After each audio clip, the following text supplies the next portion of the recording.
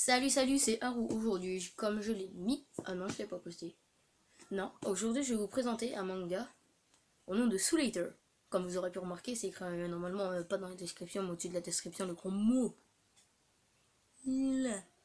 Euh, et aujourd'hui, je vais vous parler de Soul Eater. Oh, alléluia. Oh merde, c'est à l'envers. C'est un shonen, bah pour moi, je pense. Parce que pour moi, les shonen, c'est plus basé sur le combat. Là, surtout sur le combat, sur l'humoristique et un peu de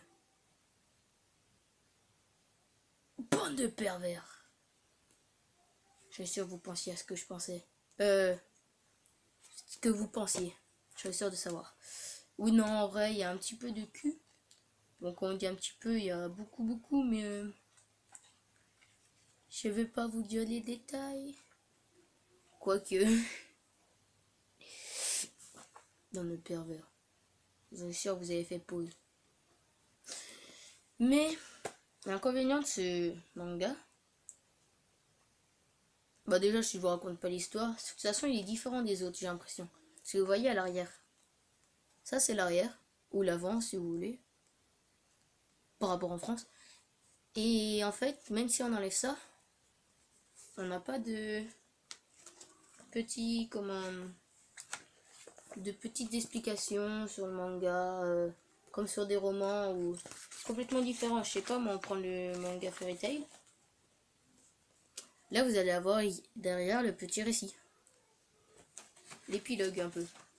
Pour expliquer ce que c'est exactement. Mais là c'est simple, faut juste lire. En fait là on va juste commencer avec le premier. En fait là il y a surtout trois... il y a qu'un seul chapitre. Comme vous pouvez le voir. Mais là les trois premiers c'est pas vraiment des chapitres. C'est des présentations de personnages. Le premier chapitre c'est Soul Eater. C'est un garçon. Comme ceci. Ce qu'il tient dans la main c'est une âme démoniaque. Et en fait il peut se transformer en faux. Si vous savez pas ce que c'est une faux, c'est un grand bâton. Avec une grosse pique qui repart comme ça.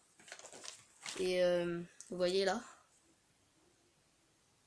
Et lui en fait vous voyez il peut se transformer en faux. Et sa magneuse, ou je sais pas trop comment dire, la personne qui tient le faux, s'appelle Maka Alban, c'est la fille du Deathside. Le Deathside, vous voyez en fait dedans, t'as le plus fort de tous les maîtres dans Soul Eater, il y a une seule personne qui est hyper forte. Et en fait, t'as des masters, ils peuvent voir les âmes des gens. Et plus l'âme est grande, plus la force est. Et en fait, le plus grand en fait s'appelle Maître Shinigami. C'est un dieu de la mort. Bon, moi il me fait plus rigoler. Je sais pas, sa tête a fait... Je sais pas, sa tête elle est pas sérieuse. Mais en fait, son âme est tellement grande. Son âme est tellement grande qu'elle dépasse toute sa ville. Et en fait, Macalban, elle a pas réussi à la voir, elle aura pensé qu'il n'avait pas d'âme. Mais en fait, comment dire... Le truc aussi qui m'a choqué dedans, c'est que comment le maître, le mort, a réussi à avoir un fils. Il a un enfant qui s'appelle Death the Kid. Il utilise deux armes. Là, c'est deux filles. Liz et Patty. Il se transforme en pistolet. Et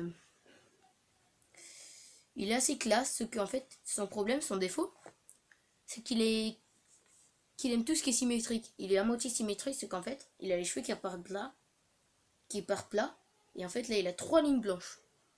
Pas normal. Et alors, quand on lui dit ça, il dit que c'est un rebut, il dit qu'il est mort, il dit qu'il est nul.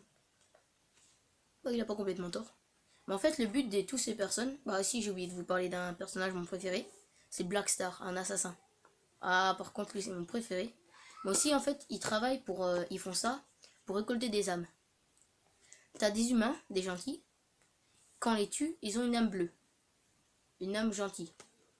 Et si c'est un méchant qui a tué la personne gentille et qui mange son âme, l'âme du méchant va devenir rouge.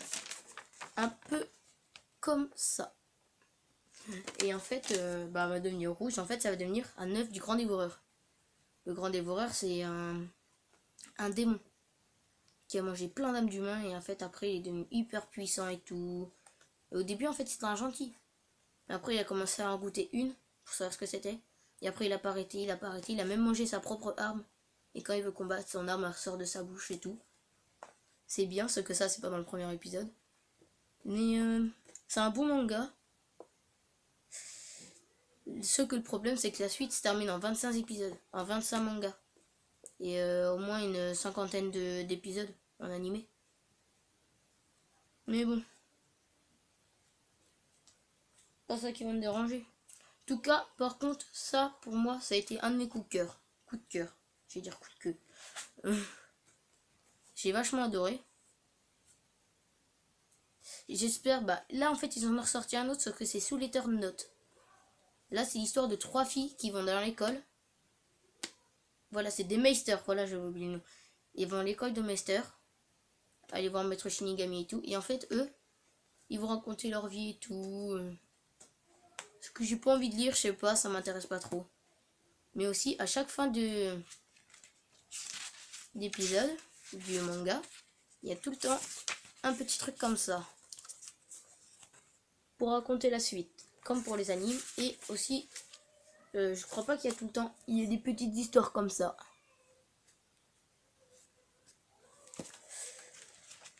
Mais bon. Allez, sur ce, salut et abonnez-vous.